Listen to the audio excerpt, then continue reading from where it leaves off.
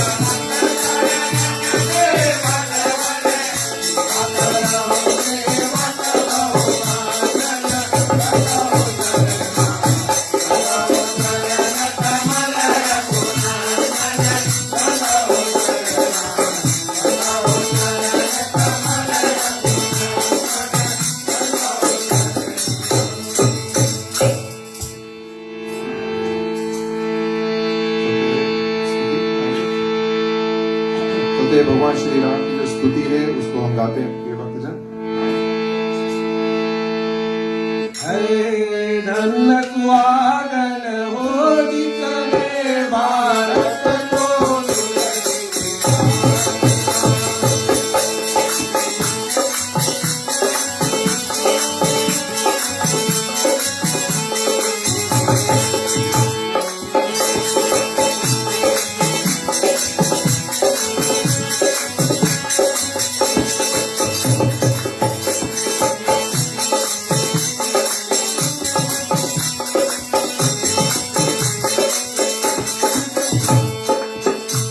Tomorrow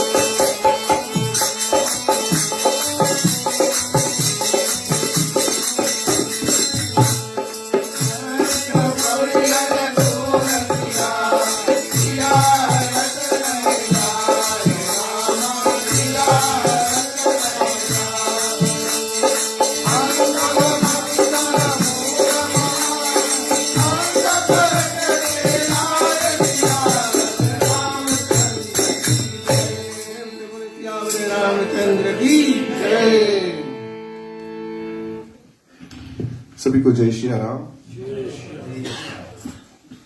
चलते हैं प्रिय भक्तजन, आप सभी को स्वागत है हमारे नावी भाई मनोज अंकल के घर पर। ये हमारी मंडली की जो साप्ताहिक रामायण है, आज हमको ये अवसर मिला है कि हम आकर भाई साहब के घर पर, एक्चुअली घर बाद में है, पहले तो ये भगवान भोले बाबा का मंदिर है। यहाँ पर हमारे भाई ने और अंकल जी ने मिलकर बड़ा ही सुंदर भोलेनाथ का जो शिव शक्ति जो मंदिर है उसका निर्माण किया है। भोले बाबा की आशीर्वाद,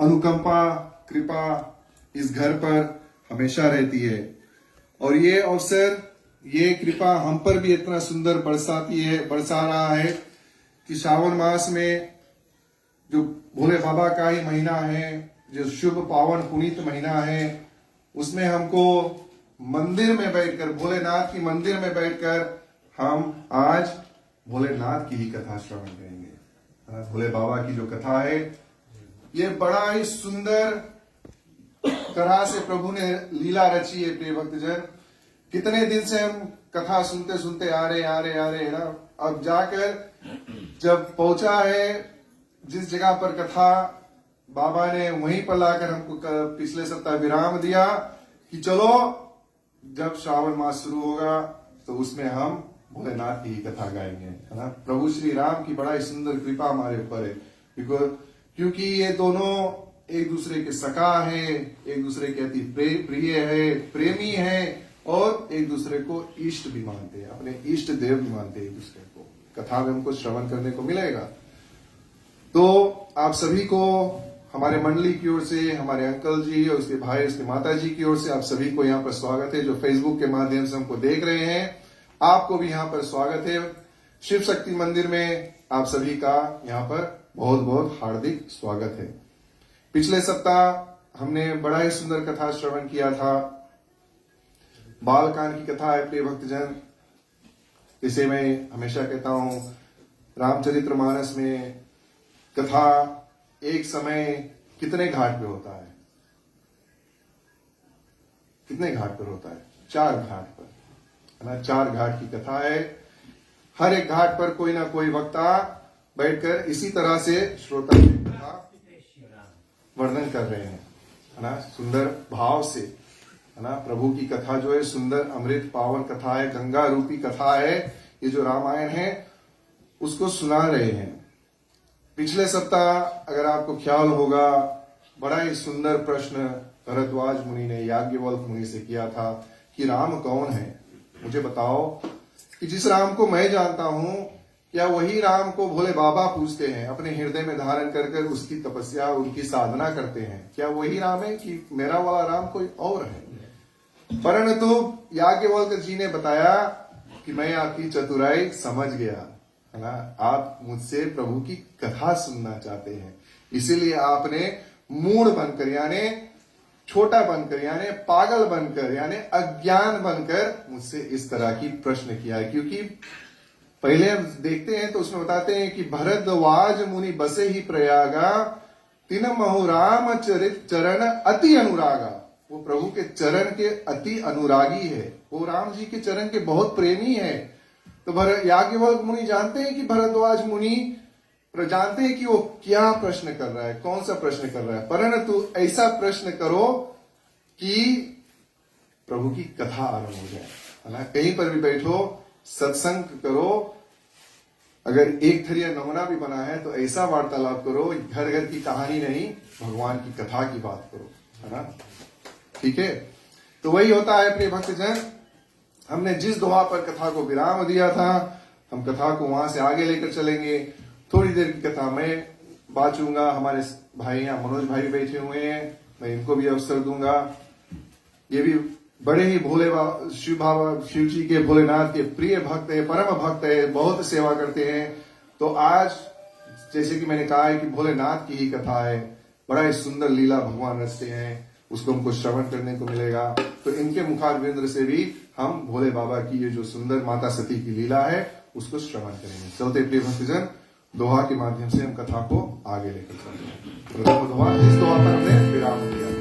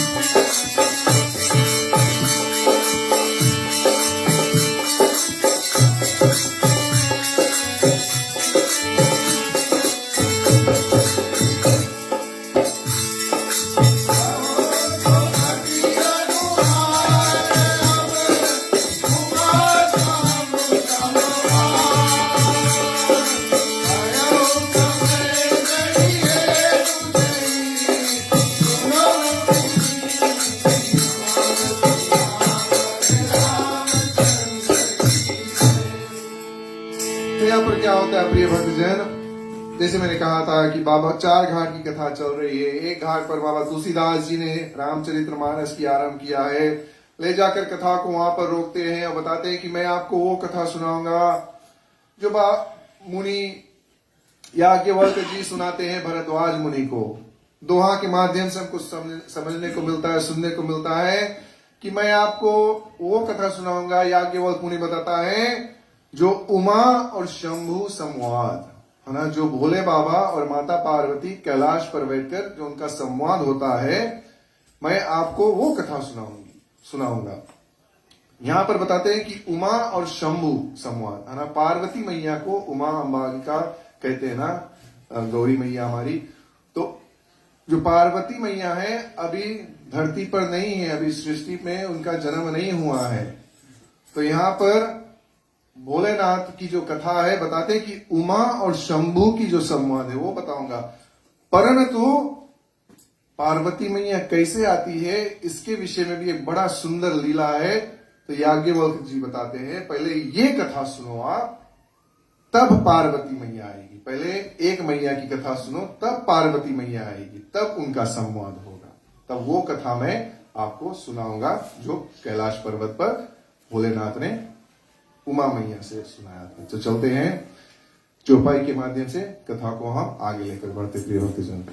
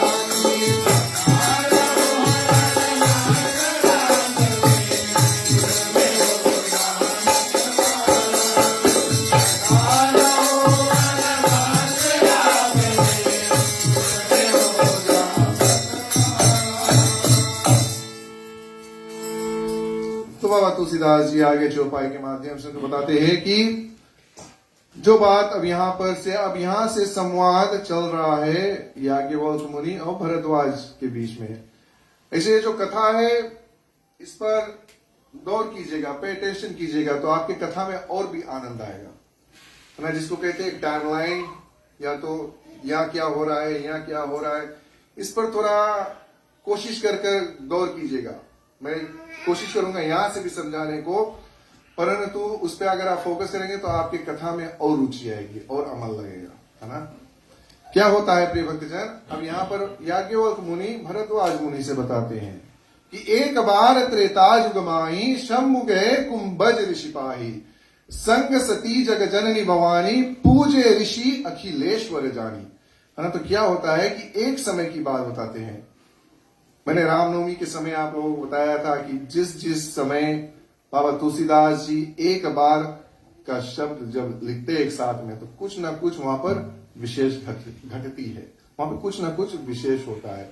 जैसे यहां पर कहा है एक बार त्रेतायुग माही, फिर एक बार कहते हैं एक बार लेकर तरबीना, गाँव वही हरिगुण प्रवीणा। नारद जी जाते हैं बैकुंठ में, तब नारद मुंह की कथा आती है, हमको मिलता है। वहां पर भी बड़ा विशेष घटना घटती है। क्या होता है, नारद जी श्री हरि विष्णु को श्राप देते हैं कि आपको धरती पर जाना पड़ेगा। फिर आगे जाते हैं, बताते हैं एक बार भूपति मनमाही, भैया गलानी मोर सुतनाही, है ना। कहते हैं कि राजा दशरथ को एकदम गलानी हुआ कि मेरा कोई बेटा नहीं है, तो दौड़ते दौड़ते ऋषि के पास गए, गुरु जी के पास गए। तो वहां पर क्या विशेष घटना होती है, भगवान श्री राम धरती पर आते हैं, है ना।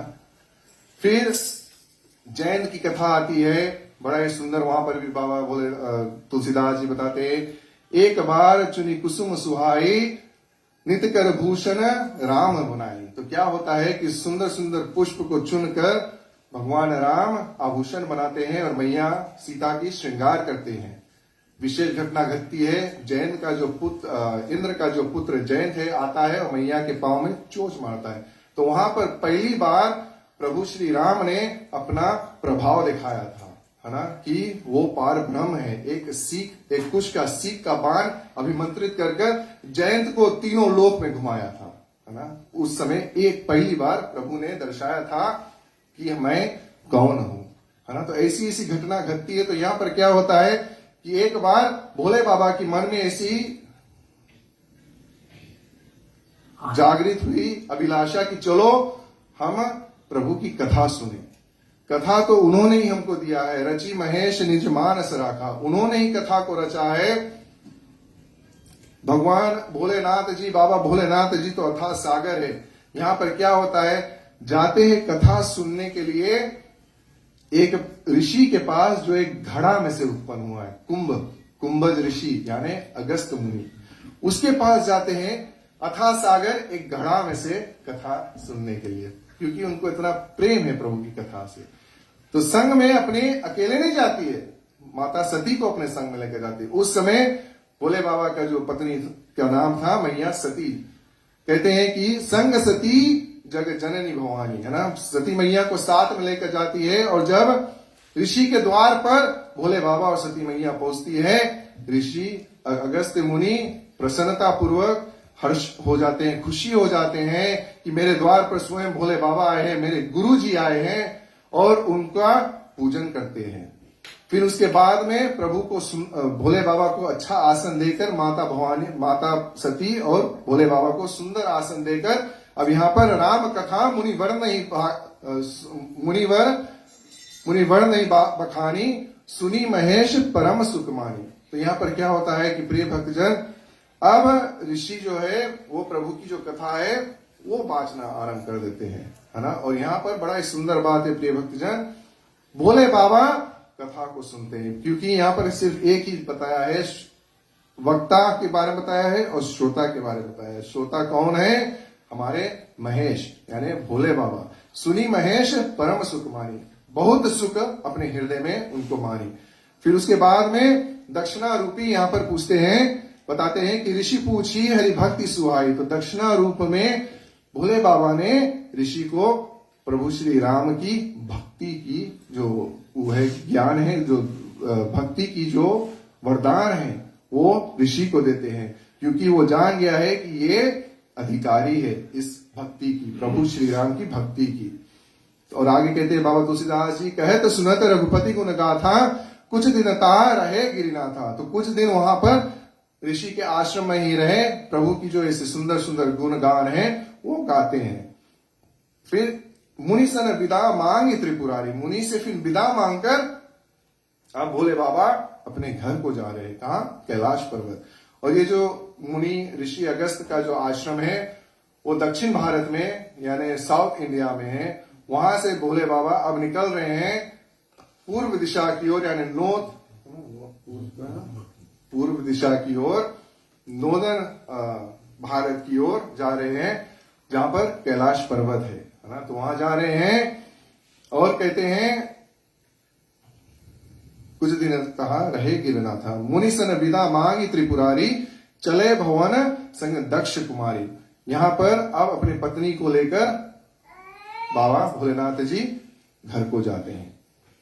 तही अवसर भंजन मही भारा, हरि रघुवंश लीन अवतार। और यहां पर बाबा बताते हैं कि उसी समय पृथ्वी का भार दूर करने के लिए भगवान श्री हरि ने रघुवंश में अवतार लिया है। ये बात भोलेनाथ जी जानते हैं और कहते हैं कि पिता बचन तजी राज उदासी, दंडक वन विचरत अविनाशी। और पिता के वचन मान राज्य को त्याग कर उदासी हो अविनाशी श्री रामचंद्र जी यही इसी दंडक वन में है। भोले बाबा ये अपने मन में ऐसी विचार करते अब पूर्व दिशा की ओर जा रहे हैं। चलते प्रिय भक्तजन, दोहा के माध्यम से कथा को हम आगे लेकर चलते हैं।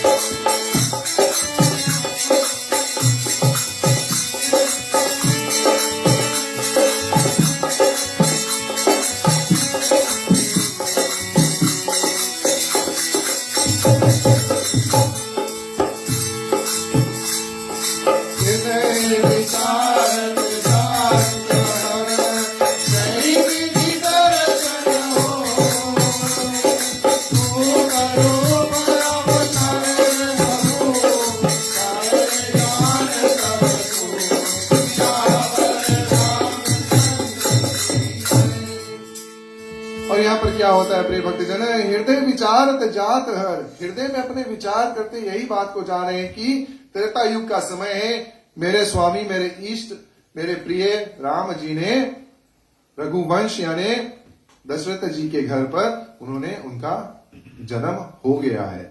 और जानते हैं कि गुप्त रूप अवतरु प्रभु गए जान सब कोय, और बताते हैं कि गुप्त रूप है उनका। और ये बात सब देवी देवता ऋषि मुनि जानते हैं, परंतु उसका एक गुप्त रूप है। और बताते हैं शंकर मन अति सोम, सती न जाने मर्म सोई, तुलसी दर्शन लोभ, मन डर लोचन लालची। है ना। कहते हैं कि यहां पर अब भोले बाबा शिव जी के मन में बड़ा ही शोभ है, दर्शन करने को अनंत अथा कारण चरायमान हुआ। यानी कि अब भोले बाबा क्या करते हैं, उनके मन में एक अभिलाषा जागी, एक जैसे कहते हैं कि वांट, है ना, जागृत हुई कि मैं जिसकी कथा सुन रहा था अभी तक, सुनते सुनते आया हूं, अभी कुंभज ऋषि ने मुझको इसका कथा सुनाया है, जो कथा अमृत मैंने कानों से श्रवण किया है, अब मैं अगर उसका जो रूप अमृत है उसको अपने नेत्रों से श्रवण कर लूंगा तो बात ही कुछ और होगा, है ना। तो भोले बाबा यहां पर वही करते हैं कि उसके अब श्री रामचंद्र जी के दर्शन की एक लालसा जागी, है ना, कि मैं क्यों ना उसका दर्शन करूं। और आगे कहते हैं कि रावण मार मनुज कर जाचा, प्रभु विधिवन कीन चाह साचा, जो नहीं जाऊं रहे पछतावा करत विचार न बनत बनावा, है ना। यहां पर क्या होता है कि रावण ने अपना जो मारना मनुष्य के हाथ से मांगा था, इसी कारण प्रभु ब्रह्मा के वचन सत्य करना चाहते हैं, इसलिए प्रभु ने मनुष्य अवतार लेकर धरती पर आए हैं।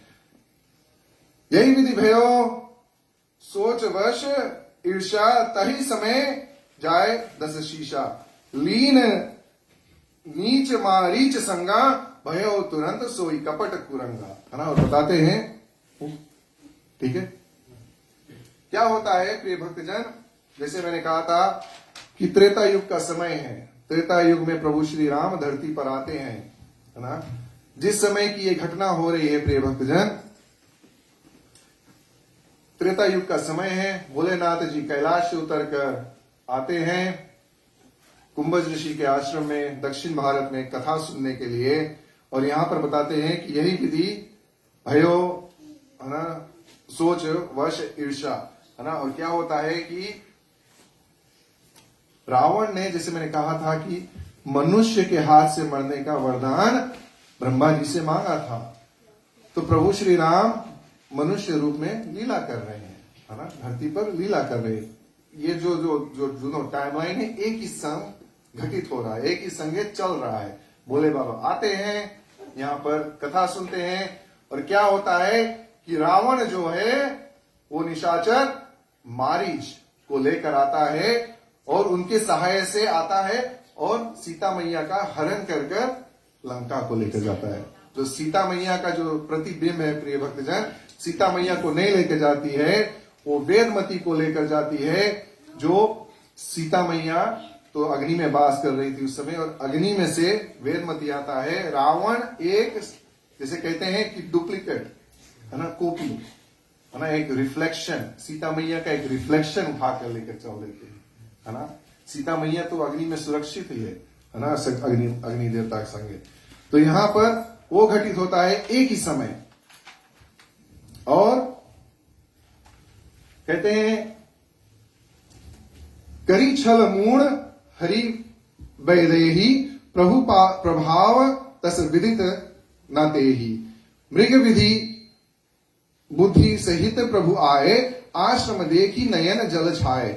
और कहते हैं कि बंधु सहित, यानी अपने बंधु, यानी भगवान।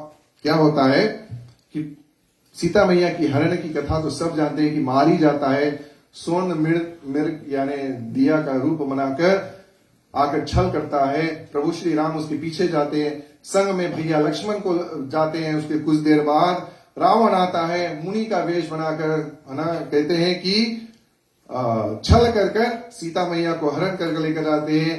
तो जब बंधु सहित प्रभु आते हैं तो आश्रम देखते हैं कि आश्रम में सीता मैया नहीं है, तो उनके नयन से जल यानी आंसू गिरने लगते हैं, है ना।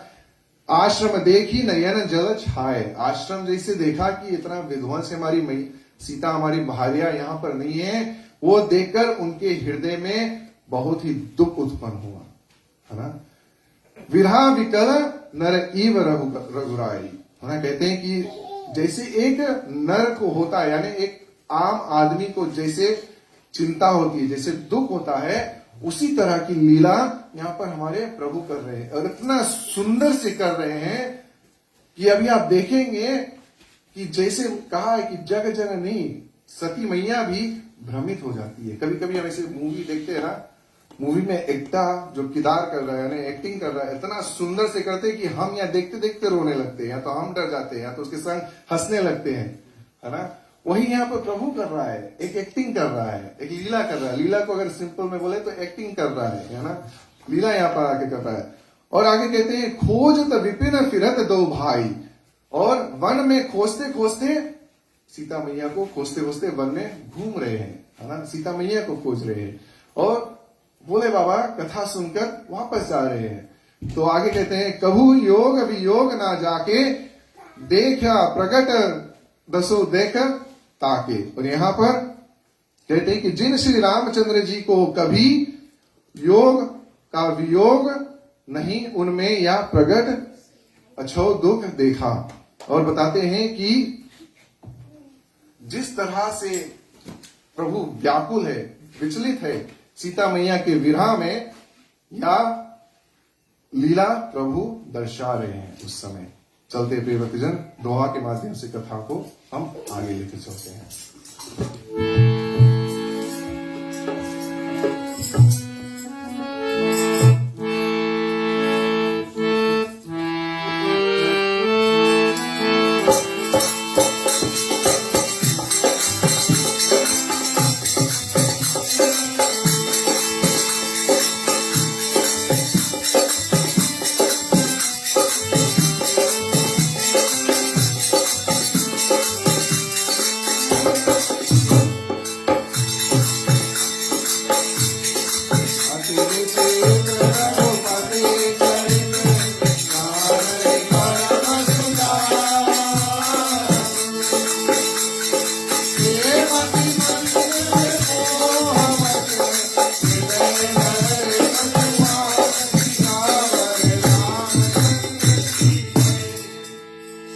और यहाँ पर बाबा तुलसीदास जी दोहा के माध्यम से बताते हैं कि अति विचित्र रघुपति चरित्र जान ही परम सुजान। श्री रामचंद्र जी के चरित्र अति विचित्र है, उनका परम चतुर ही, उनको परम चतुर ही जानते हैं। यहाँ पर जो प्रभु लीला कर रहे हैं, यह देखकर कोई भी भ्रमित हो जाएगा, है ना।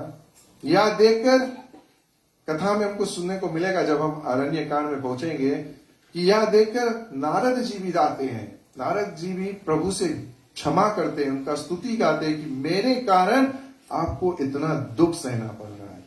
और अगर आप देखिए प्रिय भक्तजन, यहां पर हमारे जो परमेश्वर है, हमारे जो प्रभु है, हमारे जो पिता है, अपने भक्त के लिए, है ना, हमारे लिए, है ना, धरती पर अवतार लेते हैं और आकर एक मनुष्य की तरह दुख को सहते हैं।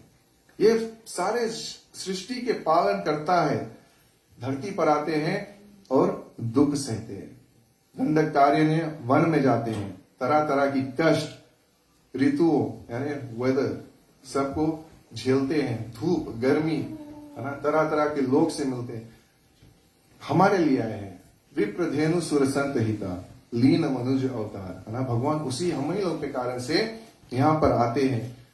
तो यही बात सब भोले बाबा मन में विचार करते करते करते जा रहे हैं कि अभी तो मैंने कथा सुना है, हृदय में उनकी लालसा जागृत होती है कि मैं उनका दर्शन करना चाहता हूं, परंतु ऐसे मैं पहुंच नहीं जा सकता क्योंकि प्रभु ने गुप्त रूप में अवतार लिया है, ऐसे डायरेक्ट सामने नहीं सकता है ना, उनकी आज्ञा नहीं है, प्रभु की आज्ञा नहीं है। तो प्रभु से प्रार्थना करते हैं, मन ही मन प्रभु श्री राम से प्रार्थना करते हैं कि अगर मैं आपके पास नहीं आ सकता, आप मेरे पास तो आ सकते हैं, है ना, ऐसी प्रार्थना करते हैं। चले प्रिय भक्तजन, चौपाई के माध्यम से कथा को हम आगे लेकर चलते हैं।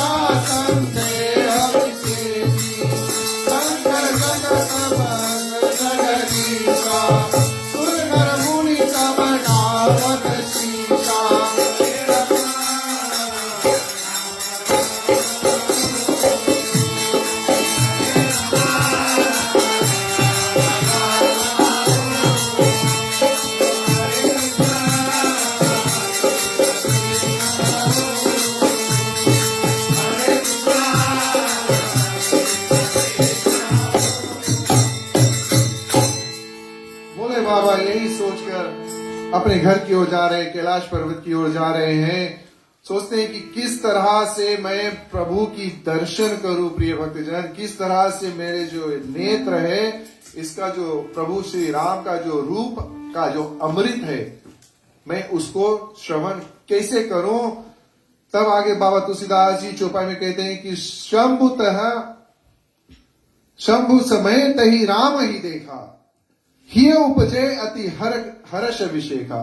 उसी समय क्या होता है, जैसे मैंने कहा था कि जब भोलेनाथ जी प्रभु से प्रार्थना करते हैं कि प्रभु आपने गुप्त रूप में अवतरित हुआ है, मैं तो आपके पास नहीं आ सकता, आप तो मेरे पास आ सकते हैं। तो प्रभु वही करते प्रिय भक्तजन, माता को खोजते खोजते उसी मार्ग में पहुंच जाते, उसी डायरेक्शन में पहुंच जाते हैं जिस मार्ग से भोले बाबा कैलाश की ओर जा रहे थे, है ना। थोड़ी देर के लिए अपना जो मार्ग है चेंज कर देते हैं अपने भक्त के लिए, अपने प्रभु, अपने सखा, अपने प्रिय के लिए प्रभु अपना जो दिशा है वो चेंज कर देते हैं और प्रभु भोलेनाथ जी श्री राम जी को देखते हैं।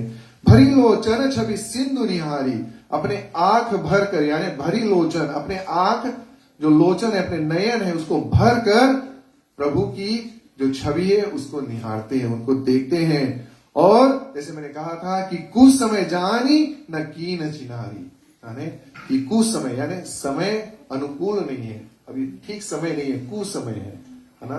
तो इसी कारण से भोले बाबा ने अपना परिचय नहीं कराया जाकर दूर ही से, यहां पर बाबा तुलसीदास जी कहते हैं कि दूर से ही जय सच्चिदानंद जग पावन अस कहीं चले मनोज नशावन, है ना। और यहां पर प्रभु की वहीं से दूर से स्तुति कर लेते हैं, हाथ जोड़कर प्रणाम कर कर, और चले जात शिव सती समेता, है ना।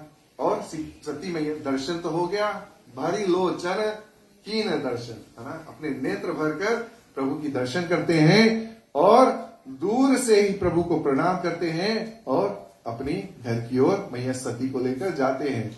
आश्चर्य होता है कि सती मैया ने प्रणाम नहीं किया प्रभु को, परंतु कुछ नहीं कहते हैं, संग चलने लगते हैं और हृदय में बहुत खुशी यानी हर्ष, यानी शरीर उसका जो है पुनि पुनि पुलकित कृपा नहीं कहता, उनके हृदय में इतना हर्ष, इतना खुशहाली उत्पन्न होती है कि जिसे कहते हैं कि गूज बम्स, इंग्लिश में कहते हैं गूज बम्स, उनका जो रोम रोम है वो पुलकित हो जाता है, नेत्रों से आंसू चलने लगते हैं, इतना खुशी हो जाते हैं अपने प्रभु की जो दर्शन कर कर देखते हैं, इतना परम आनंद पाते हैं कि सती मैया जब देखती है, सती देखी दशा शंभु की, है ना। जब सती मैया उसकी दशा देखते हैं कि मेरे स्वामी जो जगत के पिता है, जो पूरे सुर नर मुनि जो उसके शीश नवाते हैं ना, सुर नर मुनि सब नावत शीशा,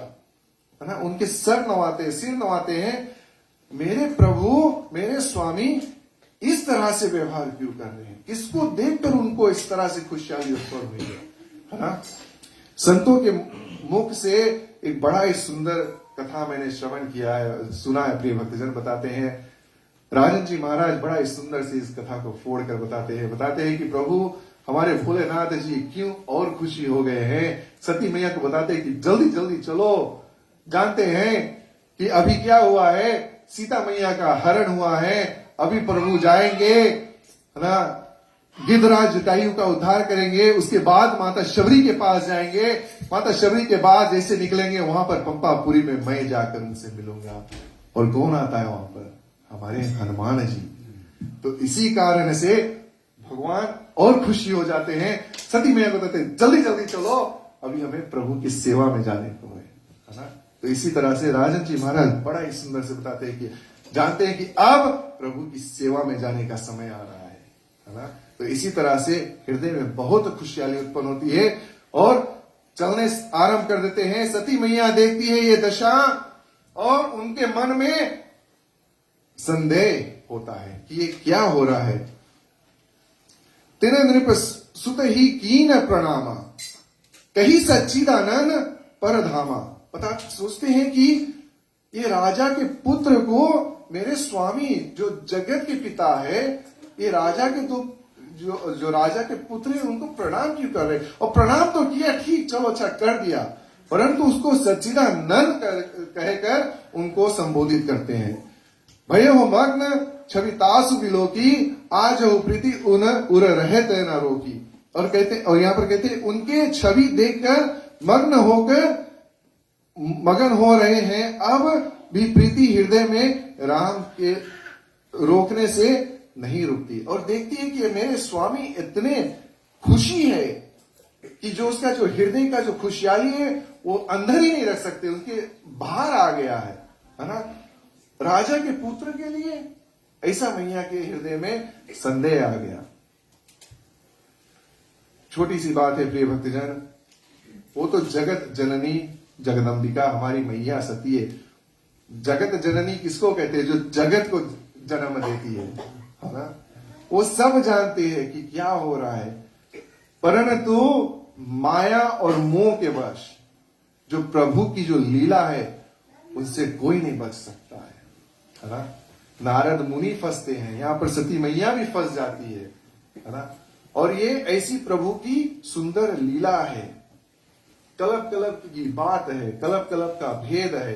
अगर आप कथा प्रभु श्री राम की आप अगर सुनते हैं, उनमें रुचि रखते हैं, आप अगर श्रवण करते हैं, छोटी सी बात मैं कहूंगा, फिर उसके बाद कथा को हम आगे लेकर चलेंगे। हम भैया को भी अवसर देंगे समय को देख के कि वो भी कथा की विषय होता है। परंतु मैं आप सभी से एक बात बताना चाहता हूं कि यहां पर बड़ा ही सुंदर एक बात, जैसे मैं कहता हूं हमेशा, कथा को आपको थोड़ी अपने मति अनुसार भी समझना चाहिए, है ना। तो जब आप समझेंगे तो आपको और भी रुचि आएगी। प्रभु श्री राम की कथा हम सब सुनते हैं, हम सब जानते हैं, है ना। अगर आप एक बात पर गौर करेंगे, अगर आप एक बार कभी सोचेंगे कि यहां पर कितना क्लियरली हमको एक कलप भेद का विषय में बात मिलता है। मैं समझाऊंगा अभी आपको कि जिस समय कथा को आगे लेकर चलते हैं, कि जिस समय माता सीता का स्वयंवर होता है, माता सीता स्वयंवर में जाने से पहले पुष्प वाटिका में जाती है। पुष्प वाटिका में क्यों जाती है? क्योंकि वहां पर गौरी मैया की मंदिर है। त्रेता युग की बात है, गौरी माता की यानी पार्वती मैया की पूजा करने के लिए जाते हैं। त्रेता युग में यह भी घटित हो रहा है कि यहां पर अभी सती मैया की कथा आ रही है, तो ये कैसे हो गया?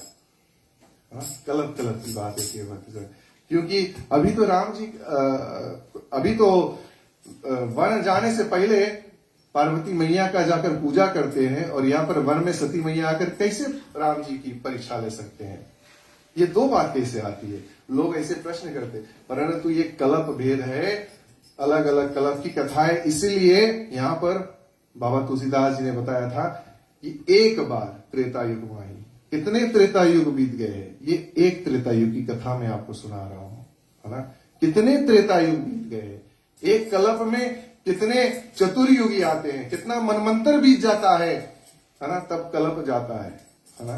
तो इस झंझाल में नहीं फंसो कि काय पार्वती मैया वहां रहा और अभी तो सती मैया यहां है, वो सब चीज में नहीं भजो। कथा में रुचि लेकर आओ, प्रेम से सुनो और प्रभु की कृपा समझो। और ये प्रभु की माया है, प्रभु की लीला है, तरह तरह की लीला रचते हैं। ऐसा लीला रचेंगे किसके लिए? हमारे लिए रचते हैं। अगर सती मैया नहीं जाएगी तो पार्वती मैया कैसे आएगी? और जब पार्वती मैया नहीं आएगी तो प्रश्न कैसे करेगी भोले बाबा से कि मुझे राम जी का कथा सुनाओ? तो ये प्रभु की लीला है, इसको लीला समझकर ऐसा मत सोचो कि माता सती ने प्रभु श्री राम को पहचान नहीं पाए। ऐसा बात नहीं है, ये प्रभु की लीला है। थोड़ी देर के लिए सभी का बुद्धि हल ले सकता है ना। ज्ञानी मूढ़ ना कोई, भोले बाबा बताते हैं पार्वती मैया से, ना कोई ज्ञानी है ना कोई मूढ़ है, यानी कोई अज्ञानी है। वो एक प्राणी वैसा ही हो जाता है जिसको जिस समय भगवान बना देते हैं, है ना। चलते प्रिय भक्तजन, दोहा के माध्यम से कथा को हम आगे लेकर चलेंगे। मैं आग्रह करूंगा, हमारे भाई मनोज जी यहाँ पर बैठे हुए हैं, कि कथा में ये भी कुछ और रुचि लेकर आए। चलते हैं दोहा में चलते हैं।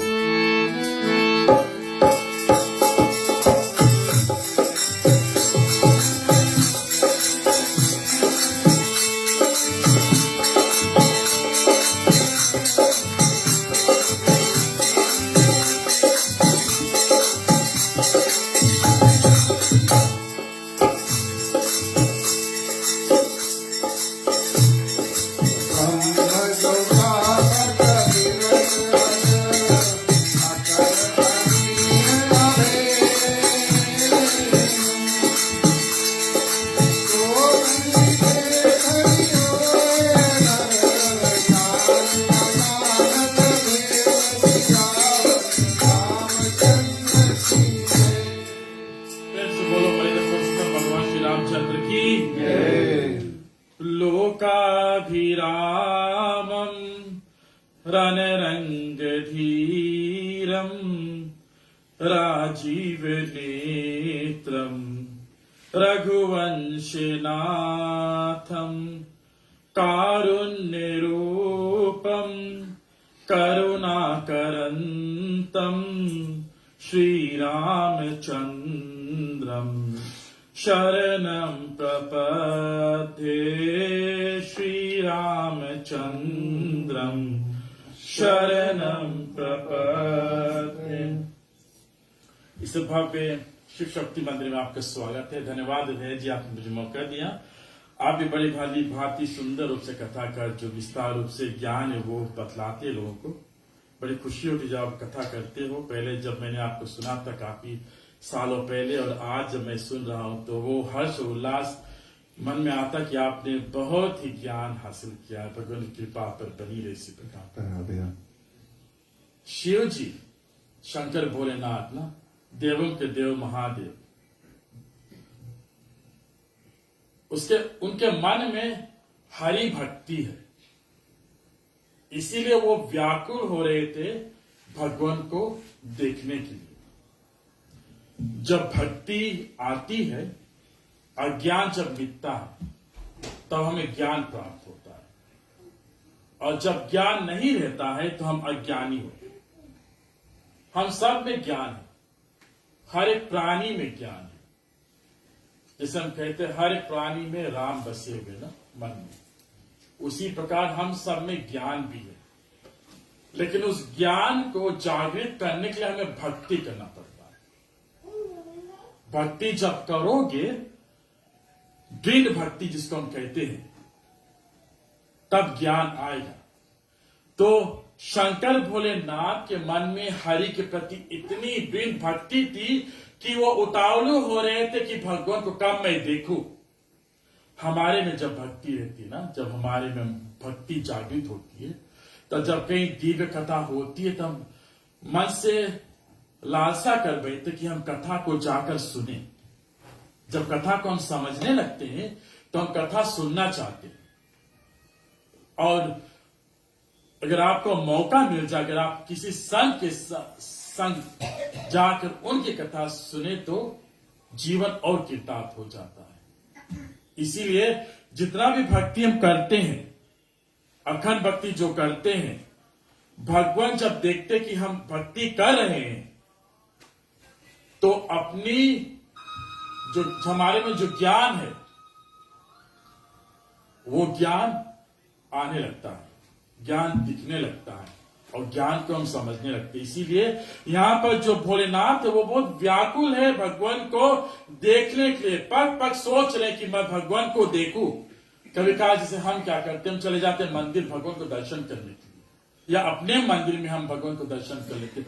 नित्य प्रति हमें अपने प्रभु की दर्शन करनी चाहिए। सुबह दोपहर को अगर आप घर पर, फिर शाम की बेला में हमें हमेशा भगवान की दर्शन करनी चाहिए, क्योंकि वो हमारे आराध्य हैं। उसी से ये संसार चलता है ना। एक छोटी सी विस्तार बताना चाहता हूं। भोलेनाथ जी बैठे थे कैलाश पर्वत पर माता पार्वती के संग में। सुबह की बेला थी, भोलेनाथ को बहुत जोर से भूख लगी थी। मां क्या करती थी, नित्य प्रति विष्णु सहस्त्र नाम करती थी, और फिर भोलेनाथ को भोजन परोसती थी।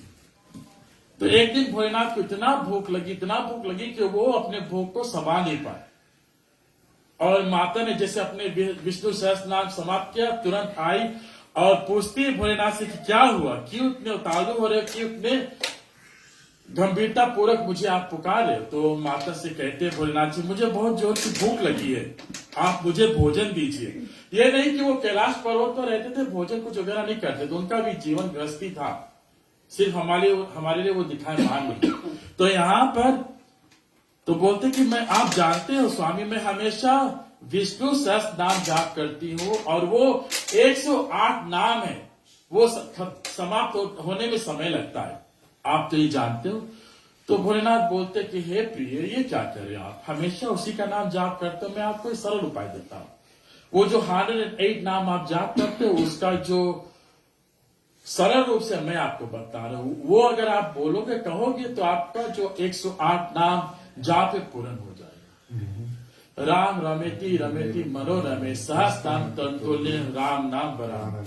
यही मंत्र बीच में माता पार्वती को शंकर भोलेनाथ बतलाते हैं कि तुम्हें 108 नाम जाप नहीं करना है। राम कौन है? राम भक्ति के प्रतीक है। राम लक्ष्मण, राम सीता और लक्ष्मण। आगे चलते हैं ज्ञान, बीच में भक्ति, फिर वैराग्य। अगर राम लक्ष्मण सीता को मन में बसाते हो तो आप सरल बनते हो। स से सीता, र से राम, ल से लक्ष्मण, तो आप सरल बनते हो। जब सरल बनते हो तो भगवान की अनुकंपा से आप में भक्ति जागृत होती है। और अगर आप में जब भक्ति जागृत होती है तो आप कथा में रुचि लाते हो और भगवान के दर्शन करने में आपको आनंद आता है। जिस तरह भगवान भोलेनाथ यहाँ पर व्याकुल हो रहे थे किसको देखने के लिए? अपने आराध्य। राम उनके आराध्य है क्योंकि संसार को सभी कुछ बांट दिया, सिर्फ रा और मां अपने साथ रखा और कुछ नहीं रखा। सभी कुछ हमको दे दिया है, हमारे पास है। उनके पास क्या है? राम, र आ म, वही उनके पास है। तो हमें भी जीवन में यही लेना चाहिए, यही हासिल करना चाहिए कि हम भक्ति ले। ये जो संसार की माया में हम फंसे हुए हैं, जब हम सत्य जान जाएंगे, जब हम भगवान को पहचान जाएंगे तो इस मोह माया संसार से हमारी जो मोह है वो छूटने लगेगी। हमें कुछ नहीं व्यापेगा क्योंकि हम सिर्फ भक्ति चाहेंगे। तो यहां पर बतलाते पूज्यपाद तुलसीदास जी कि जो ब्राह्मण व्यापक विरित, संसार रोग रहित, माया रहित, अजय अर्थात जन्म और काल से रहित, सभी कुछ से रहित है, जो घटना बढ़ता नहीं, जो जिसका जो घटना और बढ़ना कुछ भी नहीं, अनही इच्छा से रहित, अभेद जानते, अर्थात इनका भेद जो है वो जानते हैं। वह देह धर के क्यों मनुष्य होगा कि जिसको वेद भी नहीं जानते। अर्थात ये कौन सोच रही है? मां सती, जिसका नाम उमा भी है, बाद में पार्वती बनकर आएगी। जीवन में अगर आप भक्ति करते हो तो the question of why should not be there, कभी नहीं।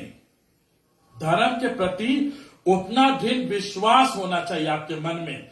यहां पर माता बैठी है, उनमें विश्वास हमें होना चाहिए। घर में मंदिर है, उसमें विश्वास होना चाहिए। एक एक मंत्र में हमें विश्वास होना चाहिए। कभी वाय नहीं आना चाहिए। अगर जिस दिन वाय आता है उस दिन आपकी भक्ति डोलने लगती है, ज्ञान डोलने लगता है, क्योंकि आपको अपने भगवान में, अपने ग्रंथों में, अपने मंत्रों में विश्वास नहीं है। वो कभी नहीं होना चाहिए।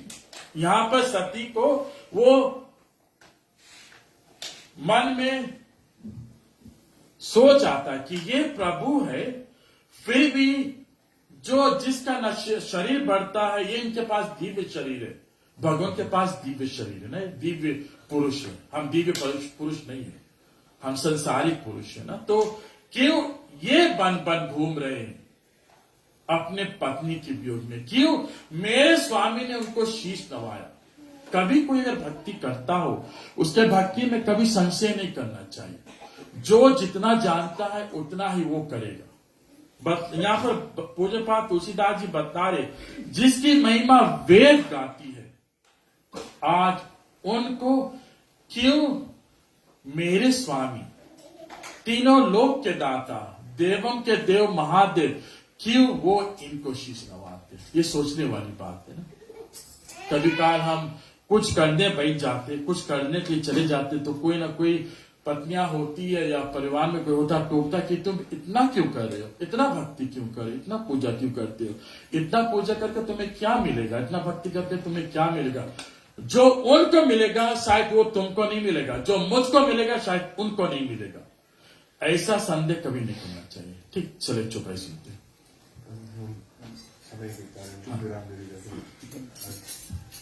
तो यहां पर समय अनुभाव के कारण ठीक है, कथा को विराम देते हैं। लेकिन एक बात मैं कहना चाहता हूं मां सती जो ना, उनके मन में जो संदेह हुआ, आगे आप कथा सुनोगे, इन बात को शंकर भोलेनाथ ने अपने मति अनुसार जान लिया। शंकर भोलेनाथ को पूछना भी नहीं था, वो उस मार्ग से जा रहे थे, वो जानते थे कि क्या होने वाला। विधाता का जो लेके वो कभी झूठा नहीं होता, वो जानते थे कि क्या होने वाला है। इसीलिए वो गए थे कुंभज ऋषि के आश्रम। कुंभज ऋषि जो अगस्त्य मुनि, कुंभज नाम क्यों पड़ा? क्योंकि उनका जन्म एक घड़ा से हुआ था। दो भाई थे, गुरु वशिष्ठ जो राम के गुरु है, और यहां पर अगस्त्य ऋषि, दोनों भाई एक ही घड़े से उत्पन्न हुए थे। उनके जो पिता थे मित और वीरन, जब इन्होंने एक अप्सरा को देखा तो वीर जब गिरा तो वीर लेकर उन्होंने घड़ा में डाल दिया, वहां से इन दोनों का उत्पत्ति हुआ। उनके आश्रम में गए कथा को सुनने के लिए। जब कथा सुना तो मुनि ने पूछा कि मुझे हरि भक्ति बतलाइए, और इसी आश्रम में आए थे प्रभु श्री राम। त्रेता युग के 27वां कलप बीत चुका, 28वां कलप है।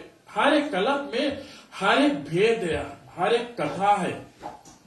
अगर तुलसीकृत आप पढ़ते हो, इसके अलावा अन्य भी रामायण है जो अगर आप पढ़ोगे तो उसमें अलग अलग कलप का जो भेद है वो आपको मालूम होगा। इसीलिए कहते एक बार एक कलप में क्या हुआ, दूसरे कलप में क्या हुआ, उसको जानने के लिए आपको अन्य रामायण को पढ़ना पड़ेगा।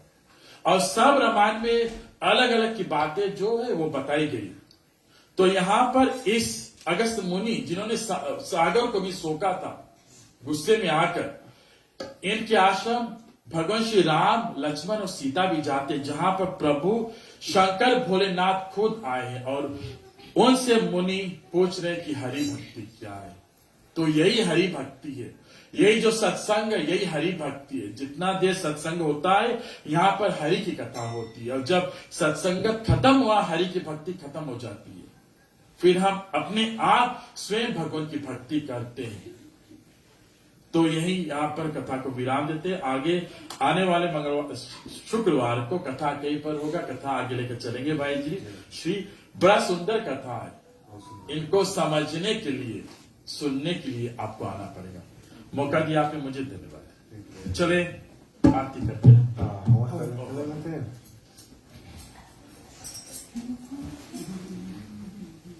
प्रेम से बोलो मर्यादा पुरुषोत्तम भगवान श्री रामचंद्र की जय।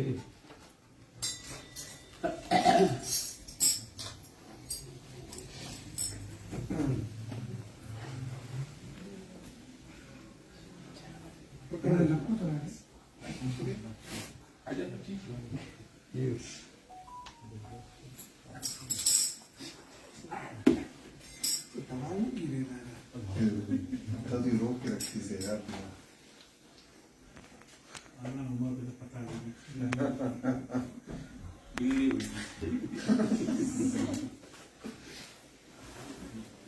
आप टाइम दीजिए रोकने की बात बोली नहीं।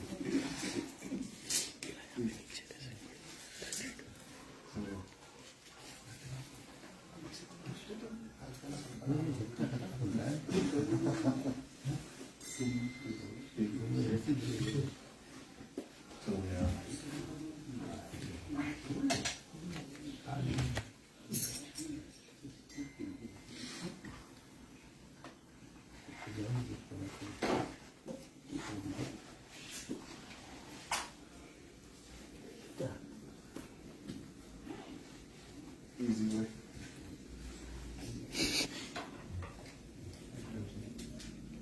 Live way.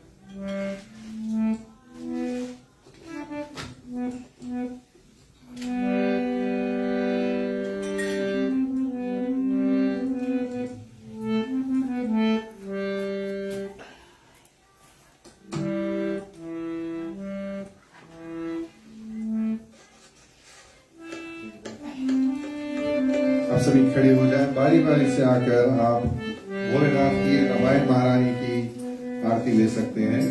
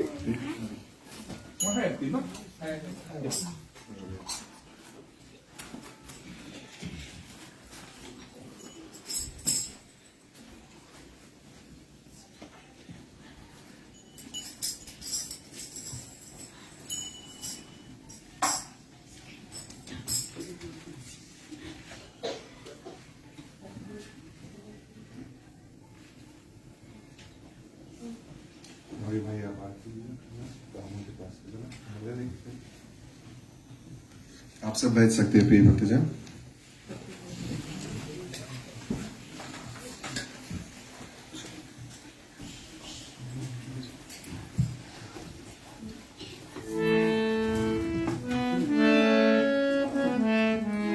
चलते हैं हम सब मिलकर कथा को यहाँ पर विराम देंगे। कथा विसर्जन के बाद शांति पाठ, क्षमा याचना, प्रसाद वितरण।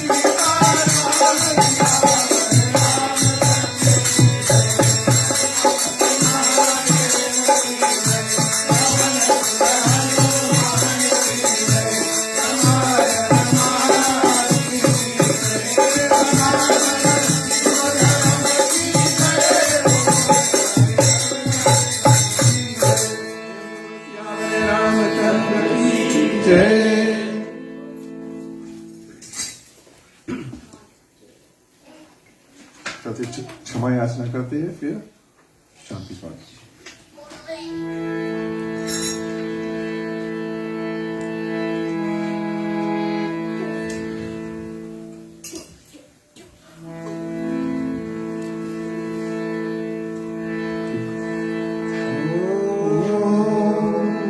मंत्रहीनं क्रियाहीनं भक्तहीनं जनार्दनं यज्ञपूजितं मया देवं परिपूर्णं तदस्तु मे।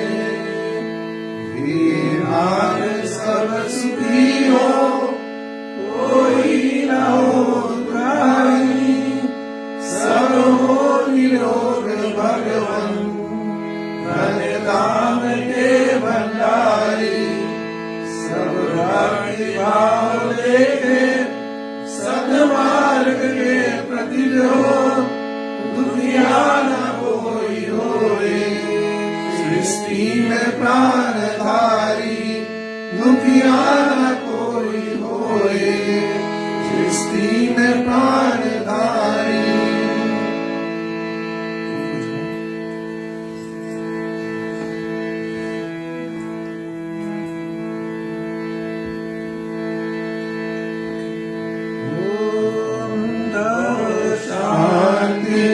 अंतरिक्ष तुम शांति, पृथ्वी शांति, द्वापा शांति, दोषदया शांति, वनस्पतया शांति, विश्वदेवा शांति, ब्रह्मा शांति, सर्वगुण शांति, शांति देवा शांति शामा शांति देवी।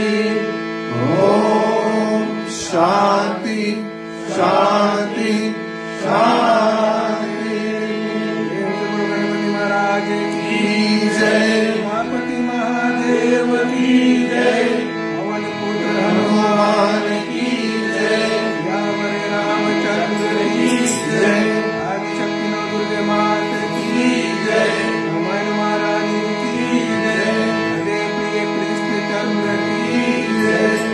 ओम नमः पार्वती पते हर हर महादेव।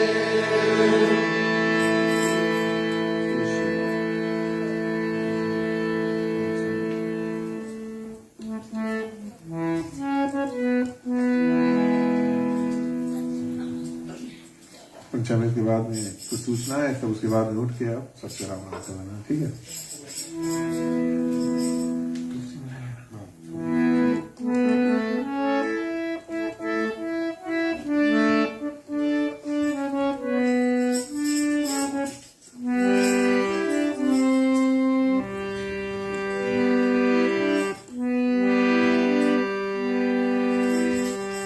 राम करे सुख हो भजे, कृष्ण कहे दुख जाए। महिमा प्रसाद के पार से भोग लगाए। श्यावर रामचंद्र की जय। राधे प्रिय कृष्ण चंद्र की जय। गुरु शरणम। बहुत बहुत धन्यवाद प्रिय श्रोतागण। आप सभी ने बड़ा ही शांत चित्त होकर आज की जो रामायण की जो आनंद है, जो कथा है, उसको आपने श्रवण किया है। भैया जी आपको भी बहुत बहुत धन्यवाद, हृदय से बहुत बहुत धन्यवाद। बहुत ही सुंदर सुंदर बात आपने बताया है, ज्ञान उचित बात आपने हमको समझाया है, बताया है कि कभी भी जो वाई क्वेश्चन है उसको नहीं करना चाहिए। भक्ति का जब समय आता है, जब भक्ति का बात आता है, उसमें क्वेश्चन नहीं करना चाहिए, है ना। बहुत ही सुंदर बात भैया आपने बताया है, ये आप सभी को ख्याल करना चाहिए। आप हमेशा ख्याल करके ये बात को रखें। बहुत बहुत धन्यवाद है नावी जी, आपने अपने जो सुंदर भव्य मंदिर, ये जो शिव शक्ति मंदिर है, यहाँ पर हमको बुलाया। हमारे भक्ति मार्ग रामायण मंडली को, हमारे ही मंडली है, हमारे ही मंदिर है, भक्तों का मंदिर है, नाभी भाई का नहीं, माता का मंदिर है ना, भोलेनाथ का मंदिर है, नाभी भाई मंदिर नहीं है। भक्तों के लिए मंदिर निर्माण हुआ है। सोमवार को भैया ने बड़ा ही सुंदर बात बताया।